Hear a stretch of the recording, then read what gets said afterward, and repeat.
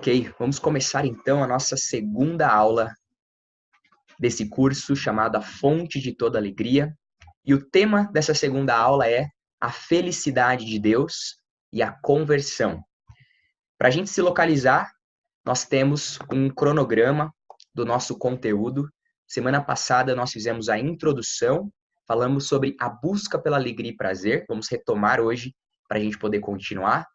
Hoje, então, estamos falando sobre a felicidade de Deus, que é algo que a gente não costuma pensar muito.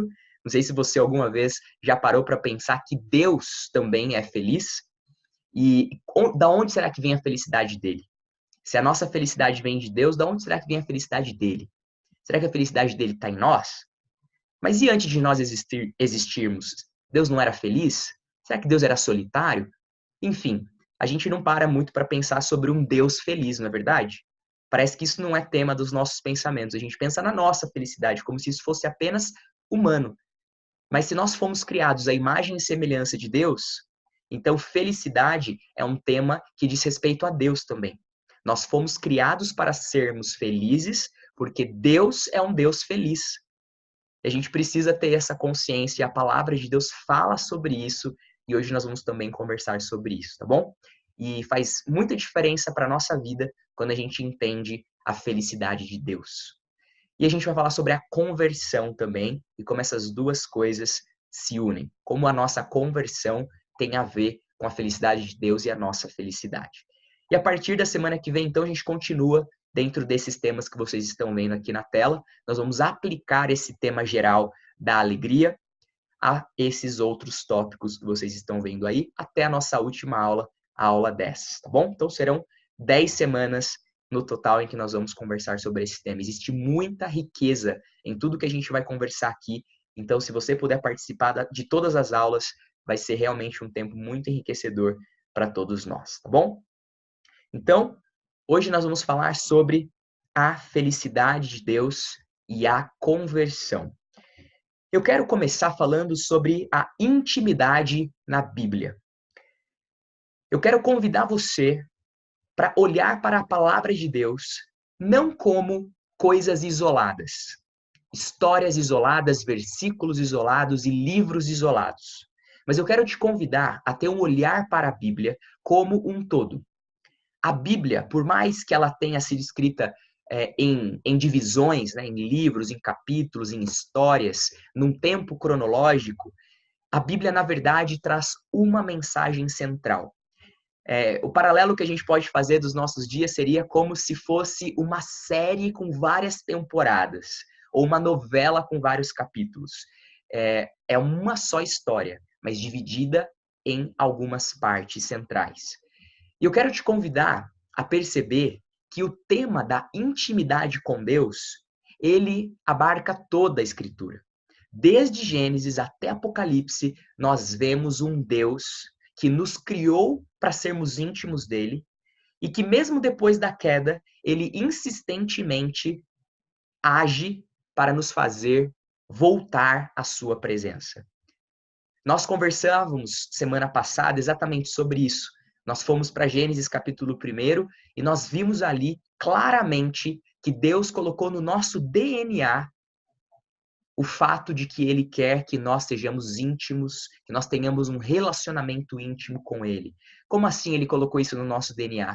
Afinal de contas, Deus nos criou à sua imagem e semelhança. E como na natureza só pode haver relacionamento íntimo entre seres que possuem características em comum, e é por isso que Deus criou as espécies dos animais, quando nós vemos Deus criando o ser humano e colocando em nós características dele, nós vemos ali a mensagem clara do nosso Deus Trino, de que esse Deus Trino nos criou para termos um relacionamento de intimidade com Ele.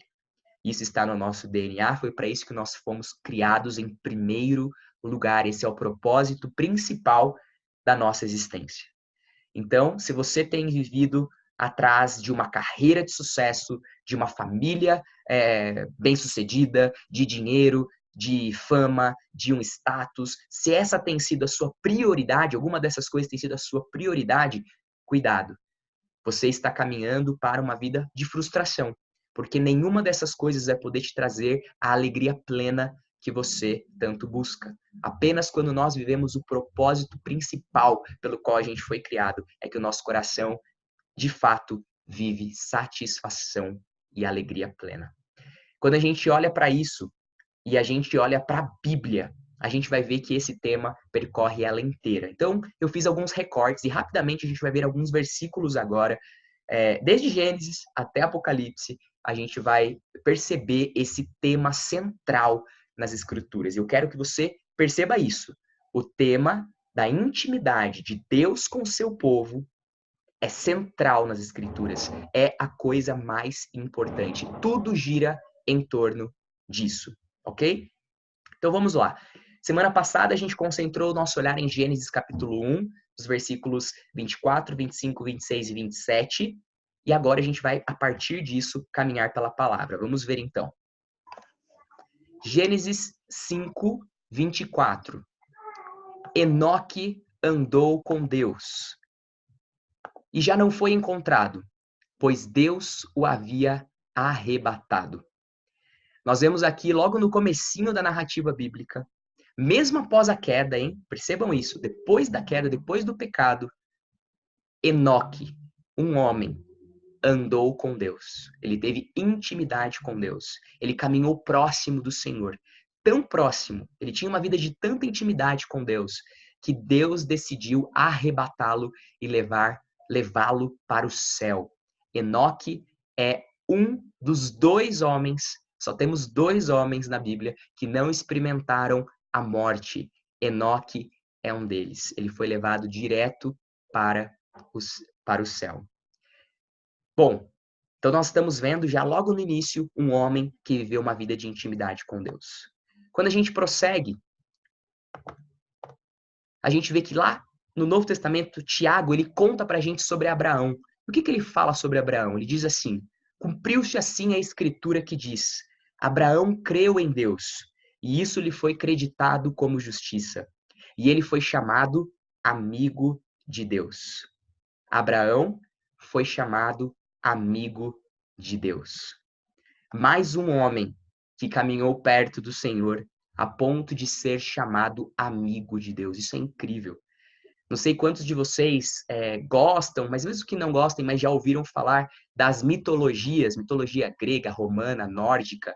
Qualquer mitologia que a gente lê ou vê filmes, a gente vai ver deuses que são muito grandes e poderosos, mas que não têm relacionamento de intimidade com o ser humano. Eles não são amigos dos seres humanos. Mas aqui nós vemos o Deus verdadeiro, o Deus criador de todas as coisas, sempre interessado numa amizade, num relacionamento íntimo com o ser humano. Lembram que Adão e Eva, eles experimentavam isso? Deus vinha para caminhar com eles, literalmente andar com eles pelo Éden em intimidade, e agora a Bíblia continua a falar disso e usar essa ideia do andar com Deus, aplicando isso em Enoque, aplicando isso em Abraão. Amigos de Deus, pessoas que andaram com Deus. Caminhando aqui, então, nós vamos também ver em Êxodo 33:11 que o Senhor falava com Moisés face a face, como quem fala com seu amigo. Mais uma vez, agora um outro homem, Moisés, sendo chamado aqui, ou sendo mostrado para nós que o relacionamento que ele tinha com Deus era como de um amigo. Isso é maravilhoso, queridos. Deus querendo uma amizade conosco. A gente caminha adiante e a gente vai ver o próprio Senhor Jesus. Quando esteve aqui na Terra, ele tocou nesse tema central nas nossas vidas.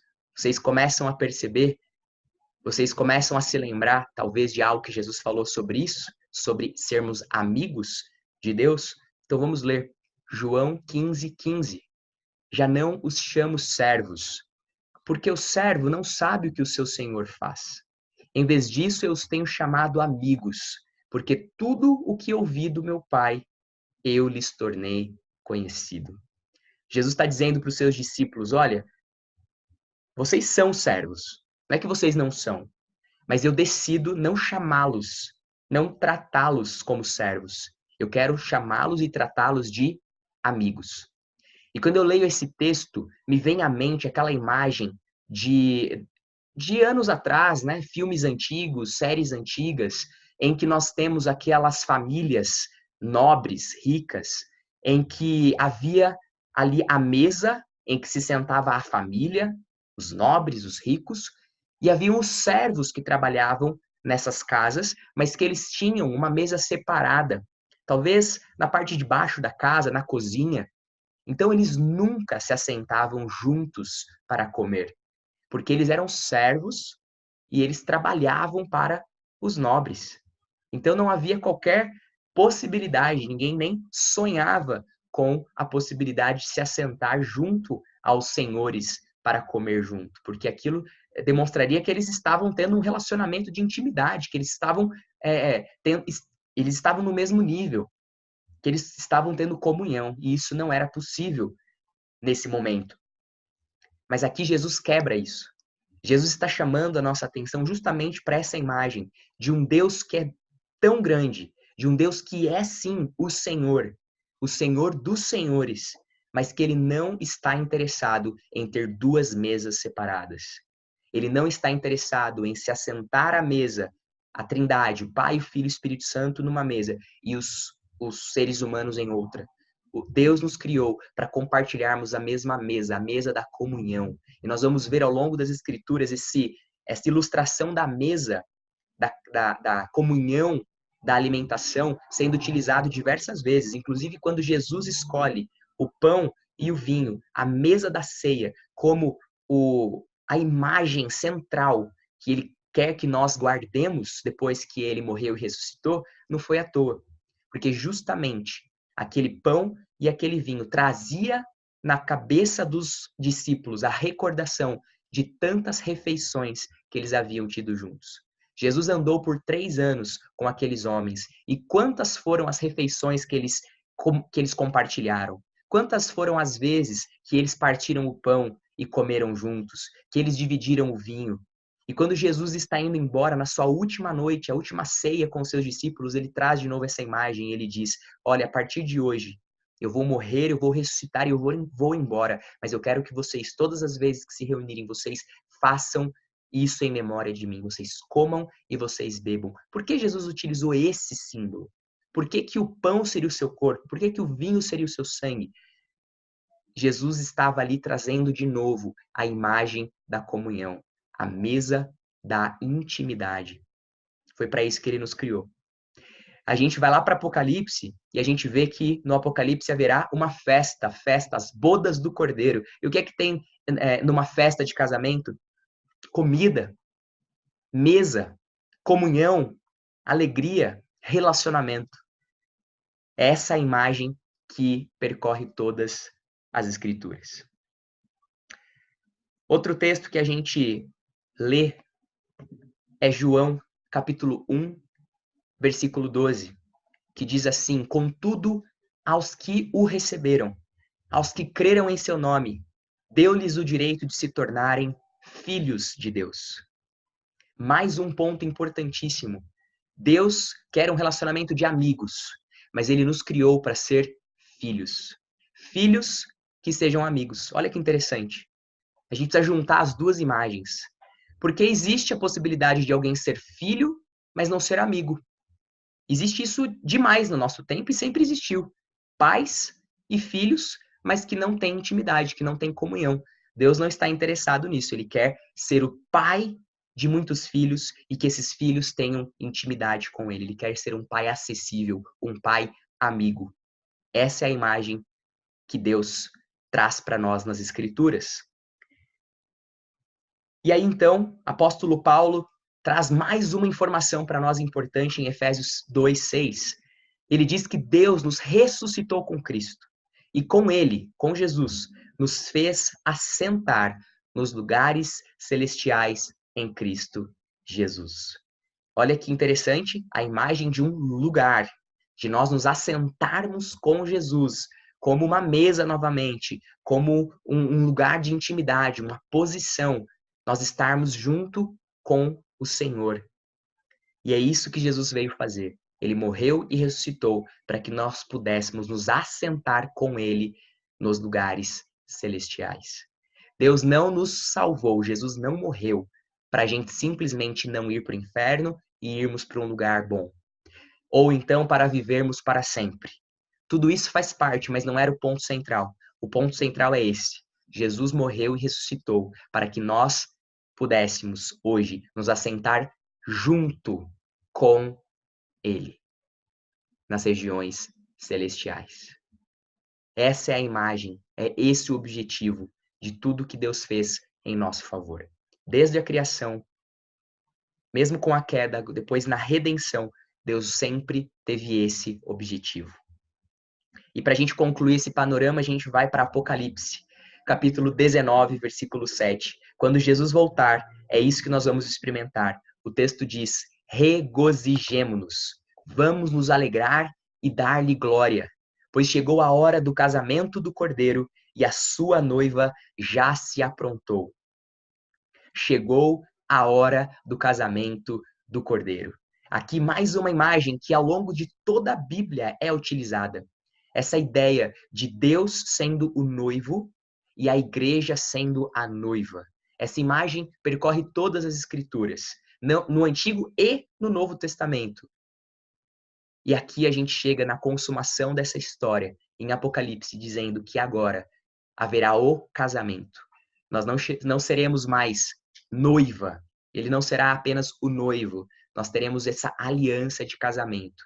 E o casamento humano é uma sombra que aponta para esse casamento eterno que nós viveremos na eternidade. A Bíblia deixa muito claro que casamento humano é para essa vida. Na eternidade não haverá casamento entre seres humanos. Seremos todos irmãos, mas haverá um casamento, o perfeito casamento, uma aliança que durará por toda a eternidade.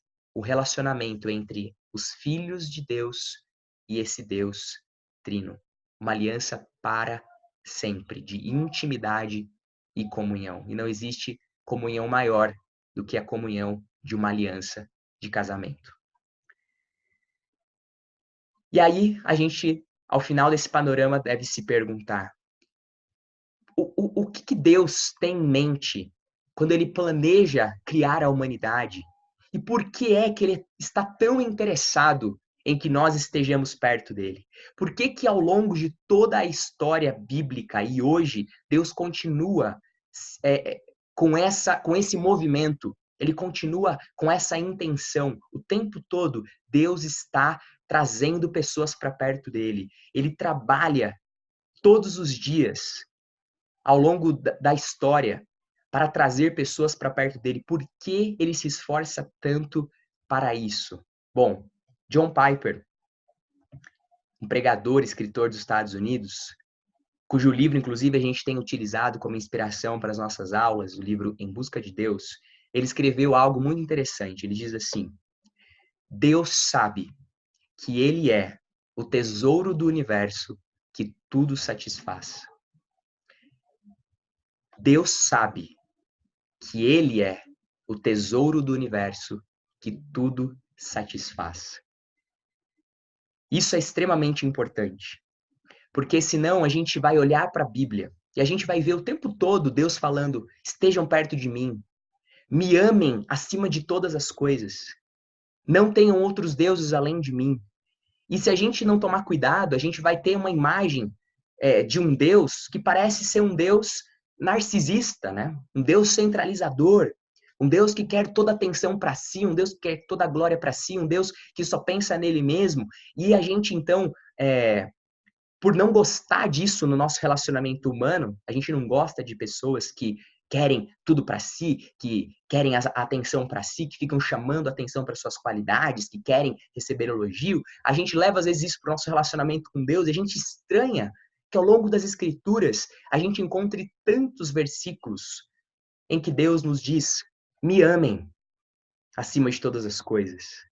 Que sempre esteja na boca de vocês louvor ao meu nome. Glorifiquem ao Senhor. A gente erra quando a gente pega essa nossa experiência humana, que a gente não gosta de seres humanos fazendo isso, e a gente atribui a mesma qualidade para Deus. Porque não se aplica a Deus essa qualidade. A qualidade da humildade, ela só pode existir em nós porque nós reconhecemos a nossa limitação, nós reconhecemos nossa pequenez. Nós só podemos ser humildes porque, de fato, nós não somos tão grandes quanto pensamos ser. E quando a gente reconhece isso, isso é humildade. Que tudo que nós temos vem de Deus, isso nos faz humildes. Quando nós olhamos para outro ser humano, não como superiores a ele, mas como iguais. Eu não tenho do que me orgulhar. Afinal de contas, tudo que eu tenho é pela graça do Senhor. Isso nos faz humildes. E a gente espera a humildade das pessoas. E a gente olha para Deus, um Deus que o tempo todo está expressando quem Ele é e a glória dele, e que quer que nós vejamos essa glória e o louvemos. E a gente às vezes pode entrar em conflito, mas é aqui que está a resposta. John Piper traz para nós algo que a Bíblia toda apresenta. Deus sabe que Ele é o tesouro do universo, que tudo satisfaz. Pense nisso por um momento. Se Deus, o Deus Trino, Pai, o Filho e o Espírito Santo, se eles sabem que eles são o ser maior que existe, que não existe nada melhor, nada superior, nada mais belo que Deus, que eles mesmos, que o relacionamento que eles têm, que a glória deles é a maior de todas, que tudo que existe, existe por eles, que tudo deriva deles, toda beleza deriva deles, toda bondade deriva deles, todo prazer deriva deles. Se eles sabem disso, então vocês entendem que se esse Deus, sabendo de tudo isso, não nos convidar para conhecê-lo e para reconhecê-lo como o maior, como o melhor, ele estará tirando de nós o privilégio de sermos 100% felizes? Se Deus não nos atrair para a presença dele, ele estará negando para nós a fonte máxima de satisfação? Então, queridos, nós precisamos entender que Deus, ele não tem necessidade. Ele não é um Deus solitário. Ele não é um Deus que precisa de nós, que precisa do nosso louvor, que tem falta de companhia ou falta de afirmação e precisa então da gente louvando e glorificando. Ele não precisa disso. Na verdade, antes dele criar todas as coisas, Deus já estava 100% satisfeito, porque nós precisamos nos lembrar que Deus não é uma pessoa, Deus são 3 pessoas. É um relacionamento perfeito entre o Pai, o Filho e o Espírito Santo. E o prazer do Pai está no Filho e vice-versa. Um tem a sua alegria no outro. Portanto, eles não têm necessidade de nada. Eles têm neles mesmos todo o tesouro, toda satisfação, toda alegria. Então, nós aqui já respondemos essa pergunta lá do começo dessa aula. De onde vem a alegria de Deus? Qual é a fonte da alegria de Deus? A gente chega à conclusão de que a felicidade de Deus está nele mesmo. E faz todo sentido. Por mais que talvez, se você está ouvindo isso pela primeira vez, isso possa parecer esquisito aos seus ouvidos, mas se você parar por um instante para pensar, faz todo sentido. Pensem bem. Se Deus é o ser mais incrível que existe, se não existe nada mais belo do que Deus, nada mais maravilhoso do que Deus, nada mais sublime do que Deus, se Ele é essa fonte de toda alegria, satisfação e perfeição que existe, então não é de se admirar que Deus encontre alegria nele mesmo. Encontre satisfação nele mesmo. Porque, como John Piper falou, Deus sabe que ele é o tesouro do universo, que tudo satisfaz. Mas isso só faz sentido quando nós entendemos a Trindade. Quando nós entendemos que eles são 3 pessoas distintas que compartilham a mesma natureza e a mesma glória. E isso é, claro, um mistério para a nossa mente humana, mas essa é a realidade expressa nas Escrituras para nós. E aí, então, nós vamos entender que esses 3 seres unidos pela mesma natureza e pela mesma glória, eles se satisfazem neles mesmos. Eu quero ler com vocês um versículo que às vezes passa despercebido, uma narrativa conhecida nas Escrituras, mas que vai trazer exatamente esse ponto para nós.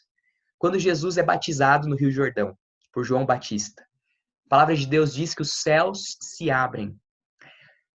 O Espírito Santo desce como uma pomba e se assenta sobre Jesus, mas uma voz vem do céu, e essa voz diz o quê? Este é o meu filho amado, em quem me comprazo. Essa afirmação do Pai sobre Jesus é reveladora. Ela diz para nós que, primeiro, o Pai ama o Filho. E mais do que isso, nele, em Jesus, no Filho, está o prazer do Pai. Eu me comprazo, eu me alegro, a minha satisfação está no Filho, está em Jesus. E quando a gente vai lendo a narrativa bíblica, a gente vai ver que Jesus afirma a mesma coisa a respeito do Pai. Ele diz, por exemplo, numa das suas falas, o seguinte, ele diz, o meu alimento é fazer a vontade do meu Pai. Eu me alimento de Deus e em fazer a vontade dele. Cumprir o propósito do Pai é a essência da minha alegria. Então Jesus se deleita na presença do Pai e o Pai se deleita na presença de Jesus. Isso sempre existiu. E isso é fundamental, sabe por quê? Imaginem vocês, como que nós poderíamos ter alegria na presença de Deus se esse Deus pudesse, em algum momento, ser encontrado estressado, desgostoso, infeliz, insatisfeito? Você já imaginou, em algum momento, você se aproximar de Deus e encontrá-lo com mau humor, insatisfação, incompleto? Como é que seria o nosso relacionamento com Deus se ele não fosse estável? Se ele tivesse essas variações que nós temos de pessoas insatisfeitas? Então, na verdade, é fundamental e é uma grande bênção o fato de que Deus, a Trindade, está sempre satisfeita, está sempre plenamente feliz. Que o prazer de Deus está nele mesmo, no relacionamento que ele tem na Trindade.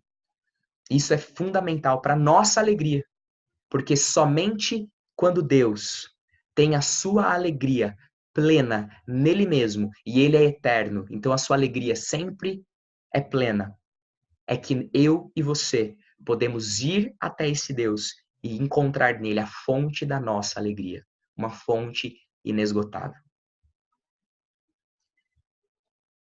Isso é fundamental para a nossa alegria. Imagina se Deus fosse como um pai humano que fosse irritadiço, estressado, desgostoso. E aí o que o filho faz? O máximo do relacionamento dele é: eu vou me comportar, eu vou fazer tudo certo para tentar não despertar a ira desse pai.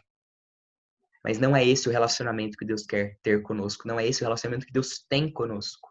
Porque ele não é um Deus estressado, ele não é um Deus bravo, ele não é um Deus que vive insatisfeito. Ele é um Deus plenamente feliz, um Deus plenamente alegre, um Deus plenamente satisfeito e, portanto, nós podemos encontrar nele a satisfação. Deus se ira, mas quando ele se ira, ele não deixa de ser feliz. Isso é muito importante. Não é um ou outro. É possível se irar e continuar satisfeito, e Deus faz isso muito bem. Ele se ira contra o pecado, ele se ira contra a injustiça, mas ele continua sendo pleno. Sabe por quê? Porque a alegria de Deus não está em nós. No sentido de que quando nós erramos, a alegria dele não está em jogo. A alegria dele está nele próprio. Então ela está segura. E é aqui que nós encontramos uma grande pedra preciosa para a nossa própria vida. Porque nós precisamos nos perguntar onde está a nossa alegria. Porque se a nossa alegria, a nossa satisfação estiver depositada em uma pessoa, por exemplo, ou em algo desse mundo, nós estamos correndo sérios riscos de perder. E, na verdade, nós já estamos vivendo a realidade da insatisfação, porque nada desse mundo pode nos fazer plenamente felizes. Somente a presença de Deus, como nós vimos na semana passada. Só Ele é a fonte da alegria plena e do eterno prazer, como diz para nós o Salmo 16:11. Então nós precisamos ter isso em mente. Deus é plenamente feliz nele mesmo. E por isso ele pode ser a nossa fonte de alegria. Então, nós vemos que o Deus Trino se alegra ao contemplar a sua própria glória em si mesmo e na criação. A alegria de Deus é contemplar o Filho contemplar o Pai e eles poderem desfrutar da maravilha e da plenitude que eles são. E aí, quando Deus cria, na criação, ele se alegra quando essa criação reflete a sua glória. É isso que é glorificar a Deus. A natureza faz isso. Nós também devemos fazer isso. Revelar a glória desse Deus. Isso alegra o coração do nosso Deus. Então, como nós dissemos até aqui, somente porque Deus é plenamente satisfeito nele mesmo é que pode ser a fonte de alegria. Somente por causa disso. E com isso, nós podemos ir para o último tópico do nosso estudo, que é a conversão. À luz de tudo isso que nós vimos até aqui, o que é a experiência da conversão agora? Eu espero que a partir de agora você veja a experiência da conversão de uma forma muito mais profunda do que apenas entender que você estava indo para o inferno e agora você está indo para o céu. De que antes você estava condenado e agora você está perdoado. Tudo isso é verdade, mas existe mais do que isso. Eu quero te convidar a ver a conversão de uma forma mais profunda. Retomando o que a gente viu também na semana passada, o pecado original aconteceu quando o ser humano deixou de ter em Deus a sua principal fonte de alegria e prazer. Veja bem, o que foi o pecado original?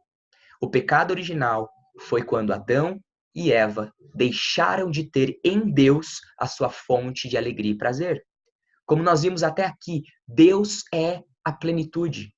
Deus é a máxima beleza, o máximo prazer, a máxima alegria. Não há nada que se compare a Ele. Adão e Eva tinham acesso pleno à presença de Deus, eles tinham comunhão com o Senhor, mas eles caíram numa mentira que Satanás entregou para eles. E essa é a mesma mentira que Satanás continua contando para nós. E é a mesma mentira que a humanidade continua a acreditar. A mentira de que Deus não é suficiente. De que existe prazer e alegria em coisas criadas que o Criador não pode nos dar. Foi por isso que Adão e Eva comeram do fruto. Porque eles acreditaram nas palavras do mentiroso, de que aquele fruto poderia trazer para eles uma experiência superior que Deus não estava permitindo que eles tivessem. Quando, na verdade, Deus é a fonte e eles já tinham a plenitude. Quando eles trocaram a fonte, que era Deus, por algo criado, foi que o pecado original aconteceu. E é isso que tem acontecido até agora. E na nossa experiência humana é o que tem acontecido. E nós vivemos a nossa vida buscando sermos felizes, e isso é legítimo. Todo ser humano quer, deseja ser feliz, e isso não é pecado. Todo ser humano deseja sentir prazer, viver uma vida prazerosa. Mas nada nesse mundo pode nos dar isso. Nós queremos alegria plena e prazer eterno, mas nada nesse mundo pode nos oferecer isso. É então que Deus envia Jesus à Terra para perdoar os nossos pecados e para então poder nos convencer e nos relembrar e nos trazer de volta para a fonte, que é Ele mesmo. O caminho que estava bloqueado pelo pecado agora é reaberto e nós podemos agora voltar para a fonte. E nós que estávamos como mendigos, comendo coisas que esse mundo oferece, tentando saciar a nossa fome, a nossa sede, mas sem nunca saciá-la por completo. Nós agora temos acesso à fonte, temos acesso ao banquete. Então, o que Deus fez, o que Jesus fez, foi isso aqui. Jesus morreu para nos dar o que o nosso coração deseja. E o que o nosso coração deseja é o próprio Deus. Porque foi para isso que nós fomos criados. Fomos criados para conhecer a Deus É disso que o nosso coração precisa. É isso que pulsa dentro de nós.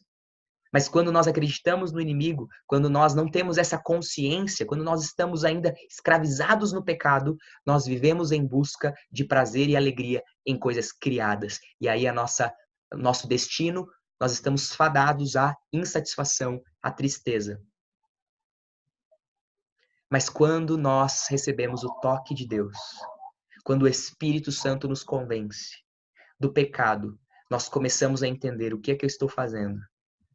E nossos olhos se abrem e nós começamos a ver a beleza que há em Cristo, a beleza que há em Deus.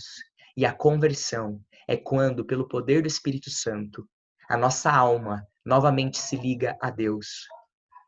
E os nossos olhos novamente são colocados nele. E o nosso coração compreende que a nossa satisfação está na presença de Deus e não no que esse mundo tem para oferecer. Jesus contou uma parábola muito interessante. Ele fez uma comparação para mostrar para a gente como é o reino dos céus. Ele usou várias comparações, mas eu quero fechar o nosso estudo com essa comparação aqui em Mateus capítulo 13, versículo 44, em que Jesus diz: o reino dos céus é semelhante a um tesouro oculto no campo, o qual certo homem, tendo-o achado, escondeu, e transbordante de alegria, vai, vende tudo o que tem e compra aquele campo. O reino dos céus é como um tesouro oculto. Deus é esse tesouro. O relacionamento com Deus é esse tesouro. Entrar no reino dos céus é poder ter plena comunhão com Deus. E esse tesouro é tão precioso que esse homem dessa parábola, ele não pensa duas vezes. Ele está disposto facilmente a abrir mão de tudo que ele tem, contanto que ele possa ter esse terreno, porque nesse terreno tem um tesouro que é inigualável, que não tem como ser medido o valor dele. Então ele sabe que ele está fazendo um excelente negócio. Por isso Jesus diz para nós: aquele que perder a sua vida encontrará. Aquele que quiser ganhar a sua vida perderá. Porque quando nós abrimos mão de buscar alegria e felicidade em qualquer outra coisa e entendemos que é Deus a nossa fonte, é aí então que nós experimentamos alegria plena e eterno prazer. Jesus viveu assim. Ele abriu mão de bens materiais, de fama, de entretenimento. Ele buscou a vontade de Deus e ele mesmo afirmou: meu alimento é fazer a vontade do Pai. O apóstolo Paulo viveu isso. Ele diz: eu abri mão de tudo, eu considerei tudo como lixo, com o fim de alcançar a Cristo, porque ele é o meu tudo. Eu vivo por ele. Para mim o viver é Cristo e o morrer é lucro. Porque é melhor que eu morra, porque aí eu estarei com Cristo, que é infinitamente melhor. E ele diz, então, numa das suas cartas: por causa disso, por causa de Cristo em mim, é que eu posso não ter nada, mas ter tudo. Ser pobre, mas enriquecer a todos. Estar entristecido, mas sempre alegre, porque eu tenho um tesouro em mim, que nada nesse mundo pode me dar e que nada nesse mundo pode me roubar, que é a presença de Deus. Então, em outras palavras, nascer de novo é reconhecer a Deus como o tesouro mais valioso. A experiência do novo nascimento é quando o Espírito Santo nos convence de que Deus é o tesouro mais valioso que existe. Para a nossa aplicação, eu quero te convidar para fazer essas duas perguntas para o seu coração. Qual tem sido a minha principal fonte de prazer? Onde eu acho que está o meu tesouro, lembra?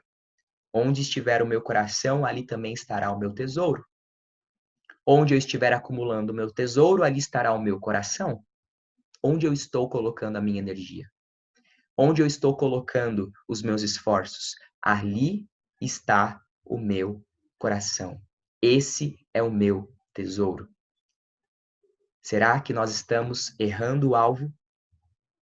O Espírito Santo quer nos levar para o verdadeiro tesouro. Onde eu tenho colocado a minha energia? Qual tem sido o foco da minha vida? Que Deus nos leve para perto dele e nos faça satisfeitos nele. Que Deus te abençoe grandemente.